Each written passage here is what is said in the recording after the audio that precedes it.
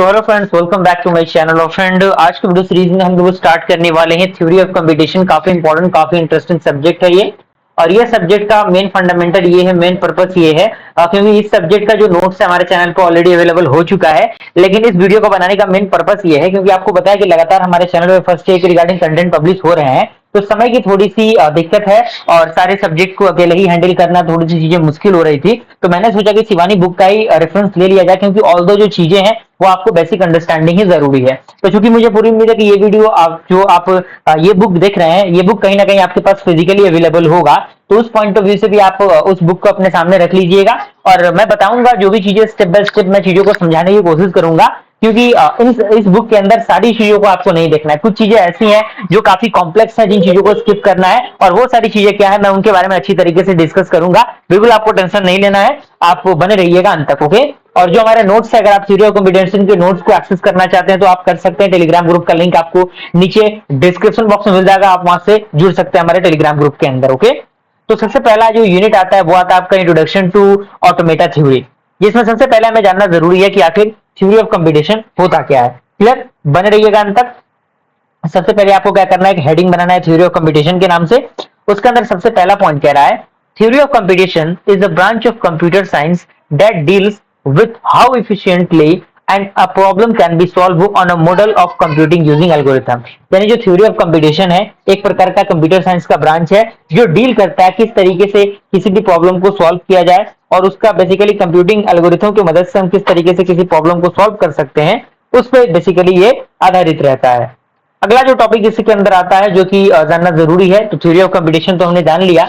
दूसरा हमारा है ऑटोमेटा। जी हाँ दोस्तों, ऑटोमेटा आखिर होता क्या है। तो सबसे पहले आपको क्या करना है, ये पूरा पैराग्राफ देख के आपको डरने की जरूरत नहीं है, चीजों को स्टेप बाय स्टेप आपको लिखना है। और ये सारी जो चीजें हैं उनको आपको पैराग्राफ में नहीं लेना, एग्जामिनेशन में भी लिखने का तरीका वही है कि आप चीजों को अगर एरो देके पॉइंट वाइज लिखेंगे तो चीजों थोड़ी सी जो है वो अच्छी दिखेंगी, और साथ ही साथ आपको याद करने में भी कोई दिक्कत परेशानी नहीं होगी। तो मैं रिकमेंड यही करूंगा। तो सबसे पहला पॉइंट आपको लिखना है कि an automation is an abstract model of digital computer. यानी जो ऑटोमेशन एक प्रकार का एब्स्ट्रैक्ट मॉडल है एक डिजिटल कंप्यूटर का। एंड सेकंड पॉइंट कह रहा है कि every automation include some essential features. यानी हर एक जो ऑटोमेशन होता है उसके पास कुछ एसेंशियल, जो आप कह सकते हैं कि कुछ जरूरियात फीचर्स होते हैं। थर्ड पॉइंट कह रहा है कि it has a mechanism for reading input. यानी उसके पास एक मैकेनिज्म भी होता है जिसकी मदद से वो क्या करता है, इनपुट को रीड करता है। एंड अगला पॉइंट कह रहा है कि it is assume that the input is a string over a given alphabet written on a file known as input tab which the automation can only read। यानी कहने का मतलब क्या है, ये एज्यूम करके चलता है कि इनपुट स्ट्रिंग को वो किस फॉर्मेट में हो सकता है, किसी अल्फाबेटिकल फॉर्मेट में, रिटन फॉर्म में हो सकता है, जिसे हम लोग इनपुट टैब कहेंगे, जो ऑटोमेशन होगा केवल किसके लिए, रीड करने के लिए। And this file is divided into cells. यानी ये जो फाइल रहेंगे वो किस में डिवाइड होंगे, सेल्स में डिवाइड होंगे। And each of cells which can hold some symbol. यानी जो आपका सेल रहेगा वो कुछ क्या करेगा, सिंबल्स को कैरी करके रखेगा। अगला पॉइंट कह रहा है कि the input mechanism can scan और रीड। यानी जो इनपुट मैकेनिज्म होगा वो क्या कर सकता है, स्कैन कर सकता है, रीड कर सकता है फाइल को, जो लेफ्ट से राइट की तरफ मूव करेगा। और वो कंडीशन क्या होगा, एक समय पे एक ही सैंपल को वो रीड करेगा। And also input mechanism can detect the end of the input string sensing into of file condition। and जो आपका आउटपुट होगा, तो इसमें कह रहा है कि the output of some form can be produced by automation। यानी जो आउटपुट फॉर्म होगा वो किसके द्वारा प्रोड्यूस किया जा सकता है, वो ऑटोमेशन के द्वारा प्रोड्यूस किया जा सकता है। and the automation may have a temporary storage device having an unlimited number of cells which of each of which can hold a single symbol from an alphabet। यानी कहने का मतलब क्या है कि जो आउटपुट, जो कह सकते हैं जो ऑटोमेशन होगा उसके पास कुछ टेम्पररी स्टोरेज रहेंगी, और वो स्टोरेज कहीं ना कहीं आप देख सकते हैं वहां पे कंट्रोल यूनिट इंटरनल स्टेट यहाँ पे दिया गया है।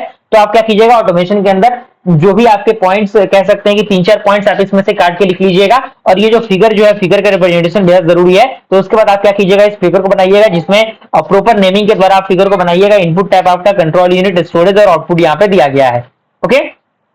और यहाँ पे ऑटोमेशन से रिलेटेड और भी कुछ चीजें दी गई हैं, और जो भी चीजें यहाँ पे आपको पैराग्राफ में दिख रही हैं वो सारी चीजें इस फिगर के जो मदद है उन मदद से ही यहाँ पे बनाई गई है। तो बिल्कुल आपको घबराने की जरूरत नहीं है। उसके बाद आपका अगला जो टॉपिक आता है, what do you mean by basic machine, यानी बेसिक मशीन से आप क्या समझते हैं। तो मैं रिकमेंड यही करूंगा आपको कि आप इसको स्किप कर दीजिएगा, कोई बहुत बड़ा इसका रोल नहीं है इसके अंदर, लेकिन अगर आप इसको समझ लेंगे तो समझने की पॉइंट ऑफ व्यू से जरूरी है, लिखने का पॉइंट ऑफ व्यू से जरूरी नहीं है, लेकिन फिर भी समझ सकते हैं तो आपके लिए बेहतर है। इसमें कह रहा है कि we have to recognize the given set of input and generate the output, then it will be machine which has a very limited capacity known as basic machine. यानी कहने का मतलब क्या है, मान लीजिए कोई भी हमारे पास एक सेट ऑफ इनपुट रहता है और वो जनरेट करता है एक आउटपुट को, तो जो मशीन होगा उसके पास काफी लिमिटेड कैपेसिटी होता है, जिसे हम लोग क्या कहते हैं, बेसिक मशीन कहते हैं।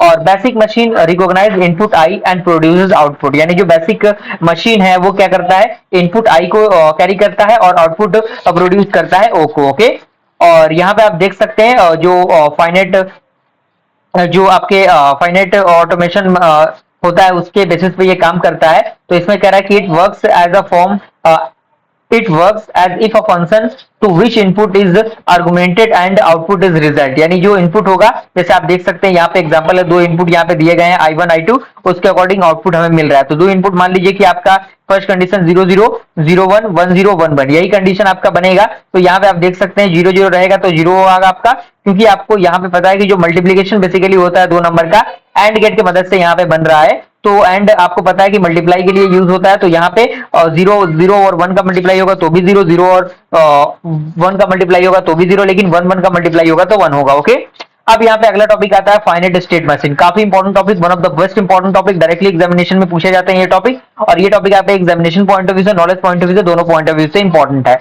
तो इसमें सबसे पहला पॉइंट कह रहा है, आपको हेडिंग बना लेना है एफएसएम यानी फाइनाइट स्टेट मशीन के नाम से। तो इसके अंदर पॉइंट कह रहा है कि this machine will consist of input output relation at every state and also the changes of state that will occur on receiving the input at a particular state, यानी ये जो मशीन है वो कंसिस्ट करता है कुछ इनपुट और output को, जो रिलेशन हर एक स्टेट के लिए चेंज होता है उस स्टेट के अकरेंस के बेसिस पे, जो रिसीव करता है कुछ पर्टिकुलर इनपुट को।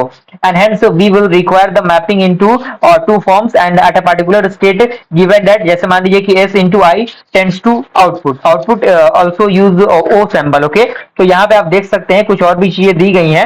And a particular state on receiving the input, यानी कुछ पर्टिकुलर स्टेट अगर हमें इनपुट मिल रहा है तो उस कंडीशन पे जो नेक्स्ट स्टेट होगा वो क्या होगा, s into i tends to s, and these are respectively known as machine function, यानी इसको हम क्या कहेंगे, मशीन फंक्शन कहेंगे। And state function is STF। Okay, and both of them are function of two argument current state and the input and but their result are different, यानी यहाँ पे आप देख सकते हैं कुछ इनपुट है कुछ आउटपुट है, लेकिन उसके अकॉर्डिंग कुछ सैंपल्स भी हैं, लेकिन उसके अकॉर्डिंग जो रिजल्ट है और जो इनपुट है आपका वो कहीं ना कहीं डिफरेंट है। अब यहाँ पे कुछ एस है, तो एस क्या है आपका, एस आपका फाइनाइट सेट ऑफ स्टेट है, जहाँ पे इसका value S0 S1 S2 S3 up to n term तक हो सकता है।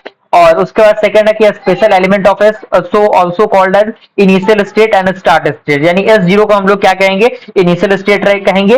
और आई आपका क्या है, I is also known as input alphabet, जिसमें I0 I1 I2 up to n terms तक, और वो आपका क्या है, आउटपुट है फॉर द आउटपुट अल्फाबेट, यानी O0 O1 O2 O3। And यहाँ पे जो फंक्शन है वो ये फंक्शन दिया गया है और ये फंक्शन है वो ये फंक्शन है। ओके, तो इसके बारे में इतना आप लिख लेंगे तो काम बन जाएगा, लेकिन one of the most important topic आता है फाइनाइट ऑटोमेटा, क्योंकि हमें फाइनाइट इनफाइनाइट ये सारी ऑटोमेटा हमें पढ़नी है। तो फाइनाइट ऑटोमेटा क्या होता है, इसके अंदर सबसे पहला है आपको ये हेडिंग बना लेना है, उसके अंदर सबसे पहला पॉइंट आपको लिखना है या finite automation automation is a mathematical to model of a system with discrete input and output consist of finite set of state and a set of transition from state to state, यानी जो finite automata होता है एक प्रकार का mathematical model होता है किसी भी सिस्टम का, जिसमें कुछ डिस्क्रीट इनपुट और कुछ आउटपुट कंसिस्ट करते हैं जो फाइनाइट सेट ऑफ स्टेट को कैरी करते हैं और कुछ ट्रांजिशन स्टेट को कैरी करते हैं।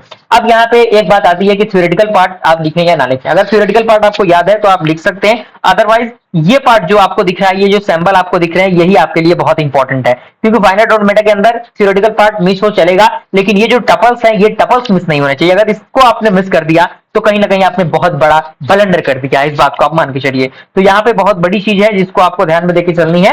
तो finite automation is a collection of 5 tuples, यानी फाइनाइट ऑटोमेटा अगर कहीं पे पूछ दिया जाता है तो आप एक लाइन में कह सकते हैं कि वैसे ऑटोमेशन जिनके पास 5 टपल्स होते हैं, और वो टपल्स क्या हो सकते हैं, क्यू हो सकता है, सिग्मा होता है, डेल होता है, Q0 होता है, एफ होता है। क्यू क्या है, Q is a finite set of state, sigma is the finite set of input alphabet और Q0 is the initial state, जहां पे Q0 जो होगा वो बिलोंग करेगा फाइनाइट सेट ऑफ स्टेट को। और F क्या है, F is the finite set of final set of state, जिसमें F जो होगा वो सबसेट होगा किसका, Q का। और जो आपका डेल है वो क्या है, ट्रांजिशन फंक्शन है। तो मुझे पूरी उम्मीद है कि फाइनाइट ऑटोमेशन आपको अच्छी तरीके से समझ में आ गया होगा। अब एक टॉपिक और भी आता है इसके अंदर कि यहाँ पे दिया गया है, इस शिवानी बुक के अंदर दिया गया है transition graph and transition matrix के बीच में डिफरेंस क्या है। तो आप चाहे तो इसके बारे में लिख सकते हैं, लेकिन अदरवाइज अगर आप इसको मिस भी करते हैं तो कोई दिक्कत नहीं है, लेकिन मैं रिकमेंड यही करूंगा कि अगर आप इस पे बेसिस शिवानी बुक का कंसेप्ट आपको ये जो मैट्रिक्स है इस मैट्रिक्स में समझ में नहीं आएगा, तो मैं रिकमेंड करूंगा कि आप यूट्यूब पे जाइएगा, वहां पे सर्च कीजिएगा, आपको मिल जाएगा। बहुत सारे न्यूमेरिकल क्वेश्चंस वहां पे प्रैक्टिस कराए गए हैं अलग अलग चैनल के द्वारा, तो आप वहां पे देख सकते हैं, वहां पे आपको अच्छी तरीके से समझ में आ जाएगा। यहाँ पे आपको अच्छी तरीके से समझ में नहीं आने वाला, क्योंकि चीजें काफी कॉम्प्लेक्स तरीके से दी गई है। तो इसको आप रिमूव कीजिएगा। उसके बाद यहाँ पे ट्रैप स्टेट क्या होता है वो भी दिया गया है, तो आप अगर चाहें तो इसको पढ़ सकते हैं, अगर चाहें तो रिमूव भी कर सकते हैं, इसको स्किप कर सकते हैं। और ऑल्दो यहाँ पे कुछ और भी चीजें हैं, तो ये हाँ दोस्तों, यहाँ पे आपका जो मीले और मूरे मशीन है वो काफी इंपॉर्टेंट है। तो मीले और मूरे मशीन में आप क्या कीजिएगा, इन सारे जो पैराग्राफ आपके सामने दिए गए हैं इन सारे पैराग्राफ को रिमूव करके आप यहां से स्टार्ट कीजिएगा। जी हाँ दोस्तों, कि मूरे मशीन क्या होता है, मीले मशीन क्या होता है, क्लियर। तो यहाँ पे सबसे पहला आपके सामने दिया गया है कि the Moore machine is a 6 tuple machine, यानी मूरे मशीन जो होता है वो 6 टपल को कैरी करके रखता है। तो मूरे मशीन के बारे में इतना आपको पता होना चाहिए, जिसमें Q है, सिग्मा है, डेल्टा है, डेल है, लेमडा है, Q0 है। Q क्या है, Q is the finite set of state and sigma is the input alphabet and del is the output alphabet and delta is the transition function, जिसमें आपका sigma into Q into Q होगा, okay. और lambda आपका क्या है, output function है for the mapping function Q into del and Q0 क्या है, आपका इनिशियल स्टेट है। तो उसके बारे में आप मूरे मशीन के बारे में इतना लिख सकते हैं, और इसको चाहे तो आप रिमूव कर सकते हैं, क्योंकि रिमूव करना ही एकमात्र ऐसा तरीका है, क्योंकि आप चीजों को ज्यादा हौच-पौच नहीं कर सकते, है कि नहीं। तो उसके बाद आप क्या कीजिएगा, इस एग्जांपल को उसके अंदर दे दीजिएगा मूरे मशीन के अंदर। ये एग्जांपल आपके लिए सफिशिएंट है, क्योंकि चीजों को आप पढ़ेंगे इस बुक को तो बहुत सारी चीजें ऐसी हैं जो आपको समझ में नहीं आएंगी। तो मैं वही चीजें बता रहा हूं जो आपको समझ में आए, और आप उन चीजों को लिख के अच्छी तरीके से अपने नोट्स को बना सकें। इज दैट क्लियर, कोई दिक्कत परेशानी नहीं होनी चाहिए। अब मूरे मशीन के बाद आता है मीले मशीन। तो मीले मशीन क्या होता है, इसमें भी वही कंसेप्ट यूज होता है, लेकिन यहाँ पे थोड़ा सा चेंजिंग आपको देखने को मिल सकता है, जो कि बेसिकली क्या है, यहाँ पे आप देख सकते हैं, यहाँ पे सिर्फ एक चेंजिंग आपको देखने को मिलता है, वो क्या है आपका फॉर द मैपिंग फंक्शन। यहाँ पे जो मैपिंग फंक्शन यूज हो रहा है आप देख सकते हैं, सिग्मा इंटू क्यू इंटू किस में हो रहा है, क्यू में हो रहा है। लेकिन यहाँ पे जो आपका मिले मशीन है उसमें क्या होता है, मैपिंग फंक्शन में आपका ट्रांजिशन फंक्शन के लिए वो क्या होता है, sigma into Q into delta, okay. तो इसमें ये जो हाईलाइट है इसको थोड़ा सा हाईलाइट करके आप लिख लीजिएगा, और सारे टपल्स इसके अंदर सेम रहेंगे। 60 टपल यहाँ पर भी यूज होंगे, मिले मशीन के अंदर भी, मूरे मशीन के अंदर भी, ओके।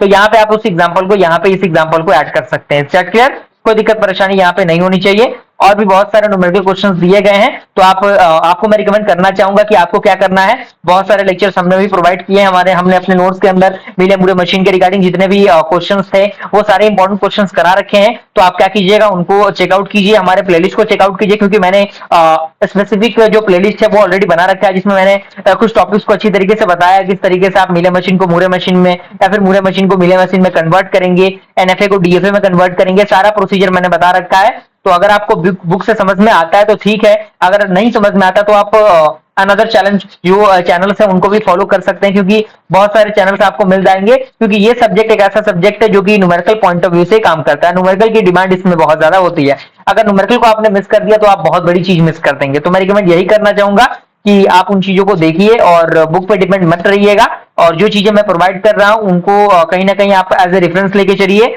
और मुझे पूरी उम्मीद है कि ये कहीं ना कहीं आपके लिए सपोर्टेबल जरूर होगा, ऐसा नहीं कि बिल्कुल आपके लिए सपोर्टेबल नहीं रहेगा। एनएफए डीएफए भी यहाँ पे दिया गया है, DFA stand for the deterministic finite automata and NFA stand for the non deterministic finite automata. और उसके रिगार्डिंग जितने भी न्यूमेरिकल क्वेश्चंस हैं उन सारे न्यूमेरिकल क्वेश्चन को आपको अच्छी तरीके से प्रैक्टिस करके जाना है, क्योंकि प्रैक्टिस से एकमात्र ऐसा जरिया है जिसके जरिए आप अपने जो सेमेस्टर के जीपीए है उनको गेन कर सकते हैं, ओके। क्योंकि देखिए सारे पार्ट आपको न्यूमेरिकल दिख रहे हैं, और मैं चीजों को समझाऊंगा, क्योंकि मेरे पास पेन टैब भी नहीं है कि मैं चीजों को अच्छी तरीके से लिख के समझा पाऊं। तो यहाँ पे सारे वीडियोस के माध्यम से समझा पाना चीजों को थोड़ा सा मुश्किल है कि नहीं। तो चीजों का आप थोड़ा सा प्रैक्टिस करने की कोशिश कीजिएगा, आप एक दो बार वीडियोस को देखेंगे, प्रैक्टिस करेंगे, सारी चीजें क्लियर हो जाएंगी। कोई बहुत बड़ा न्यूमेरिकल ये नहीं है और बिल्कुल मजा आएगा बनाने में। अगर आप एक बार अच्छी तरीके से आपने एक न्यूमेरिकल क्वेश्चन को देख लिया तो आप खुद से 4-5 न्यूमेरिकल क्वेश्चन को सॉल्व करिएगा तो आपका जो पॉइंट ऑफ व्यू है वो क्लियर हो जाएगा इसके रिगार्डिंग। ओके, तो मुझे पूरी उम्मीद है कि ये चीजें आपको अच्छे तरीके से समझ में आ गई होंगी। यूनिट 1 से आपको इतने टॉपिक्स को कवर अप करना है और अच्छी तरीके से करना है, और जो नोट्स वगैरह हमारे चैनल पे ऑलरेडी प्रोवाइडेड है तो आप उनको देख सकते हैं। अगर आपने एक्सेस किया तो बहुत बढ़िया बात है, अगर नहीं किया तो जल्द से जल्द एक्सेस कीजिए और उन चीजों का फायदा उठाइए। ओके, मिलते हैं अगले वीडियो में, तब तक के लिए थैंक यू।